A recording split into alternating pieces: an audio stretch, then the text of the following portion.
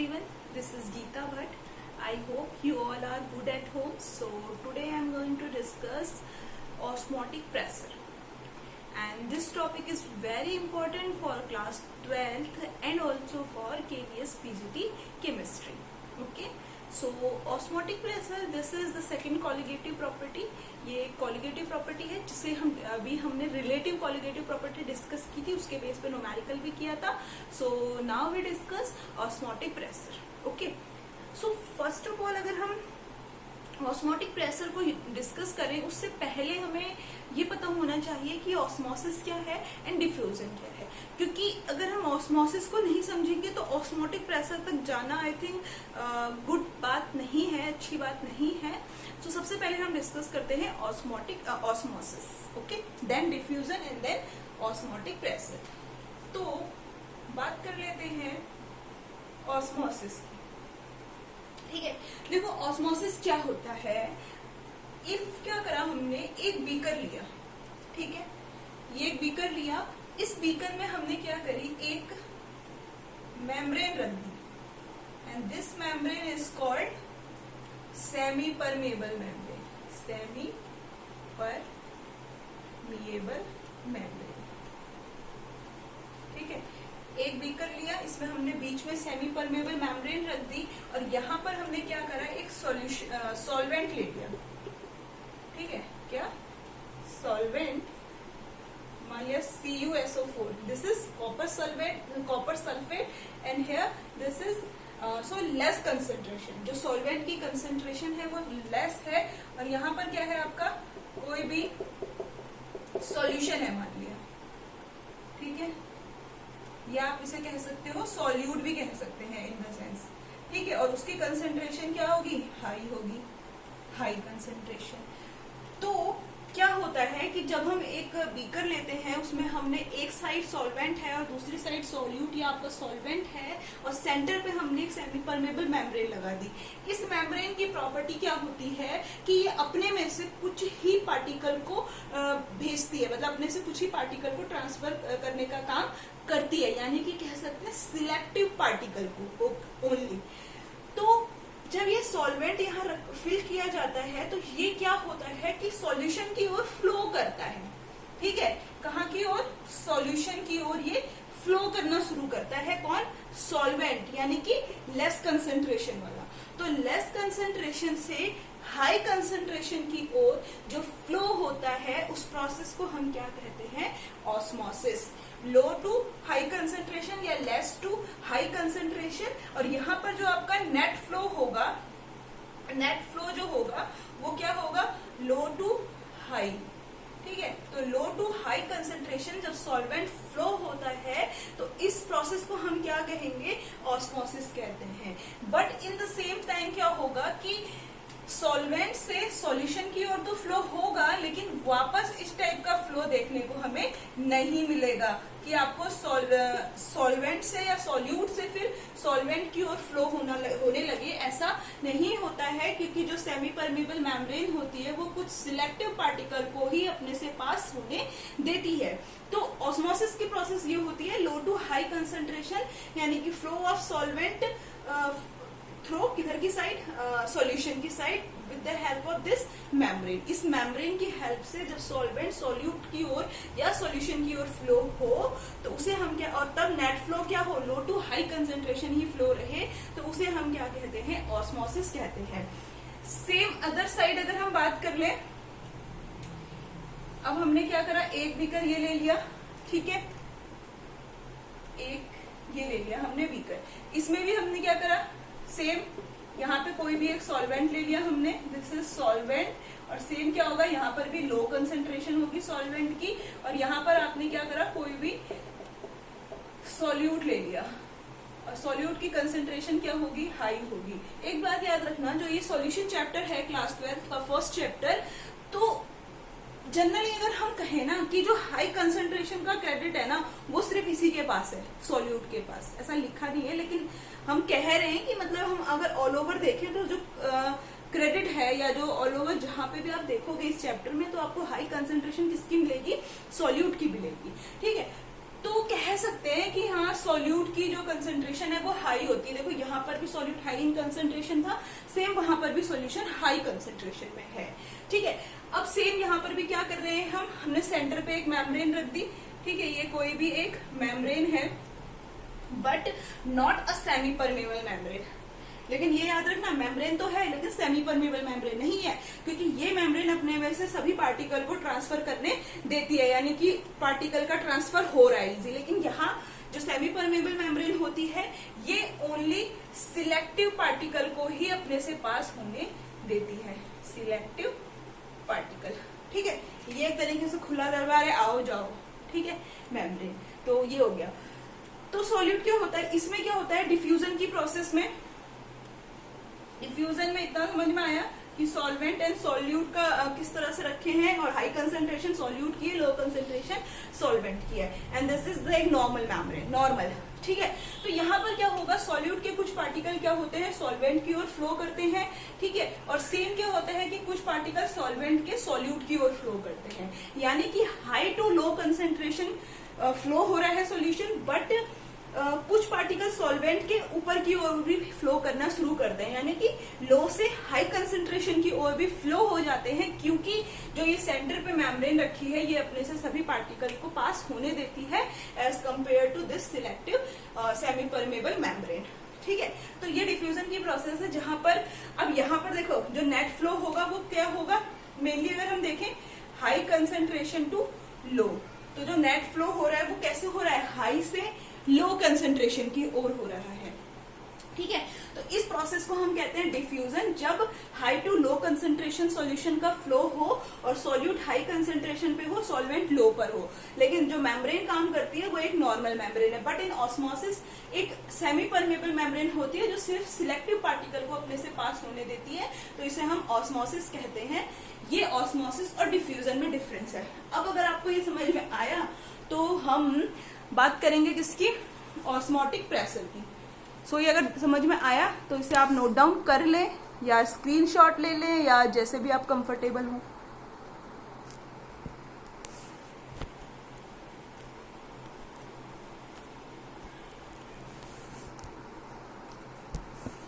Now अब हम discuss करते हैं ऑस्मोटिक प्रेशर के बारे में। ठीक है, अच्छा इससे पहले एक बात देख लो, जो एसपीएम है यानी कि आपकी सेमी परमेबल मेम्ब्रेन है। ठीक है, ये जो होती है मेनली टू टाइप्स की होती है सेमी परमेबल मेम्ब्रेन। फर्स्ट होती है आपकी नेचुरल सेमी परमेबल मेम्ब्रेन और दूसरी होती है आपकी आर्टिफिशियल। ठीक है, एक नेचुरल और दूसरी आर्टिफिशियल। नेचुरल की बात करें तो ये ऑल्सो दो टाइप की है। फर्स्ट होती है आपकी वेजिटेबल, ठीक है, वेजिटेबल सेमी परमेबल मेम्ब्रेन, और दूसरी होती है आपकी एनिमल सेमी परमेबल मेम्ब्रेन। जो वेजिटेबल सेमी परमेबल मेम्ब्रेन होती है वो आउटर स्किन ऑफ प्लांट, ठीक है, प्लांट की आउटर स्किन से बनी होती है। एनिमल की अगर हम बात करें तो ये किससे बनी हुई होगी, outer skin of animal.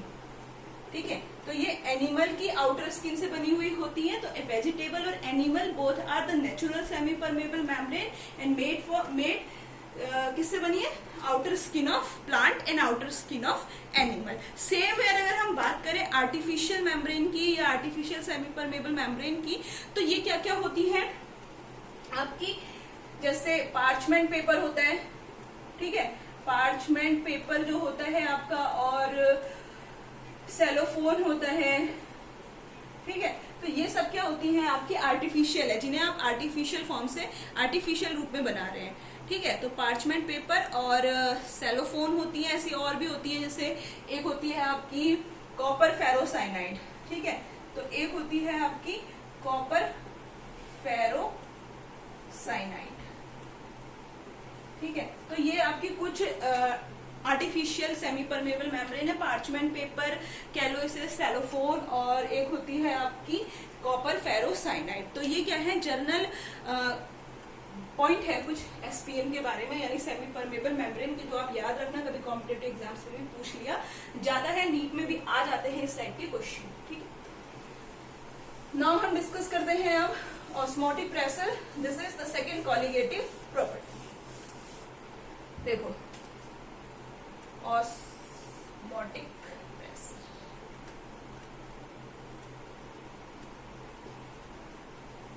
Osmotic pressure, ठीक है।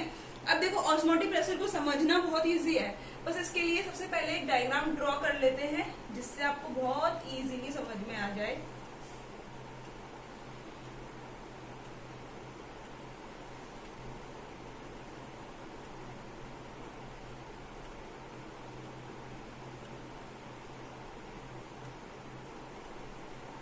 ठीक है, तो ये है आपका एक बीकर कह लो या कुछ भी कह लो, ठीक है। यहाँ पे लगा है एक piston, this is the piston, and यहाँ पर आपने क्या लगा दी, सेमी परमेबल मेम्ब्रेन। यहाँ है आपका सॉल्वेंट, यहाँ है आपका सॉल्यूशन। सॉल्यूशन को आप सॉल्यूट भी कह सकते हैं, इसमें ज्यादा टेंशन की कोई बात है नहीं। ये एक आपकी नैरो ट्यूब है, ठीक है, नैरो ट्यूब है जिसमें क्या होगा कि कुछ एटीएम यानी ऑस्मोटिक प्रेशर होगा, ठीक है, जो ऑस्मोटिक प्रेशर काम कर रहा है यहाँ पे सॉल्वेंट को फ्लो कराने में। ये क्या है, आपका एक पिस्टन है, और पिस्टन का काम आपको पता है कि क्या होता है, प्रेशर लगाना, ठीक है। जैसे कि बायो में हमने गोबर गैस प्लांट पढ़ा होगा, तो उसमें क्या होता है, एक पिस्टन होता है ना जो गैस को प्रेशराइज करता है नीचे की ओर। तो सेम यहाँ पे पिस्टन का भी काम ये होता है। यहाँ पर आपका कुछ सॉल्वेंट है और सेम यहाँ पर आपका कुछ सॉल्यूशन है। सेम है, सॉल्वेंट जो है उसकी कंसंट्रेशन लो होगी, सॉल्यूट या सॉल्वेंट की कंसंट्रेशन हाई होगी, सॉल्यूट या सॉल्यूशन की। अब होता क्या है, हम क्या समझ रहे हैं, ऑस्मोटिक प्रेशर। तो देखो क्या होता है कि जो सॉल्वेंट है यानी सॉल्वेंट की जो लो कंसंट्रेशन है, तो सॉल्वेंट क्या करता है, सेमी परमेबल मेम्ब्रेन से होता हुआ सॉल्यूशन की ओर फ्लो करता है। यहाँ तक की बात हमने सीख ली, ठीक है। तो क्या होगा, ये कुछ नैरो ट्यूब है जहां से कुछ प्रेशर यहाँ से भी तो लगेगा, इस पर कुछ प्रेशर तो इसका भी होगा जो ऊपर से लग रहा है, ठीक है। अब क्या होगा, जब ये सॉल्वेंट इधर की ओर फ्लो होना शुरू होता है, इसकी ओर सॉल्यूशन की ओर फ्लो होना शुरू होता है, तो ये जो सॉल्यूशन है, इस सॉल्यूशन पर जो ये पिस्टन लगा हुआ है, ये पिस्टन क्या करता है, कुछ प्रेशर नीचे की ओर देता है। ये जब प्रेशर नीचे की ओर देगा, यानी कि इधर सॉल्यूशन की साइड से कुछ प्रेशर लगाएगा, तो जो ये सॉल्वेंट फ्लो करता हुआ आ रहा है, ठीक है, ये सॉल्यूशन फ्लो करता हुआ आया और यहाँ से इसने प्रेशर लगा दिया, तो ये क्या होगा, यहीं पर स्टॉप हो जाएगा। आगे बात समझ, देखो सॉल्यूशन का तो फ्लो हो रहा है सॉल्यूट की ओर, लेकिन ऊपर से सॉल्यूशन की साइड से क्या हुआ, एक प्रेशर लगा, तो जैसे ही प्रेशर लगा सॉल्वेंट का फ्लो क्या होगा, यहीं पर रुक जाएगा, यानी कि क्या हो जाएगा, यहीं पर स्टॉप हो जाएगा, ठीक है, क्योंकि ऊपर से क्या लग रहा है, प्रेशर लग रहा है। तो प्रेशर लगने की वजह से जो फ्लो हो रहा है सॉल्वेंट का वो स्टॉप होगा। तो एक प्रेशर काम कर रहा है ना सॉल्वेंट को स्टॉप करने के लिए, ठीक है, वो ही क्या है आपका ऑस्मोटिक प्रेशर, ठीक है। अब थ्योरी में आप रटो तो रट लो, लेकिन समझना ज्यादा बेटर है आई थिंक, मुझे लगता है जहां तक केमिस्ट्री में। तो ये होता है आपका ऑस्मोटिक प्रेशर, इसे हम क्या कहते हैं, ऑस्मोटिक प्रेशर। अब क्या होगा, सॉल्वेंट यहीं पर स्टॉप हो जाएगा, ठीक है, या फिर क्या कह सकते हैं, रिवर्स हो जाएगा। तो ये जो स्टॉप और रिवर्स होने की प्रोसेस है with the help of this piston from solution side, solution की साइड पे लगे हुए पिस्टन की वजह से सॉल्वेंट का जो फ्लो है वो स्टॉप हो जाता है या वापस क्या हो जाएगा, रिवर्स हो जाएगा। तो इस टाइप की प्रोसेस को हम क्या कहते हैं, ऑस्मोटिक प्रेशर कहते हैं। आई बात समझ में? अगर आपको समझ आई तो आप जरूर अपने रिस्पॉन्स दें, जिससे मुझे पता चले कि आपको ये टॉपिक समझ आया। एंड बिलीव मी, बहुत इजी है। आप एक बार वीडियो सुनो, 2 बार सुनो, लाइफ टाइम के लिए दिमाग में नहीं बैठी है ना, तो फिर मुझे बताना, बैठ जाएगा, ठीक है।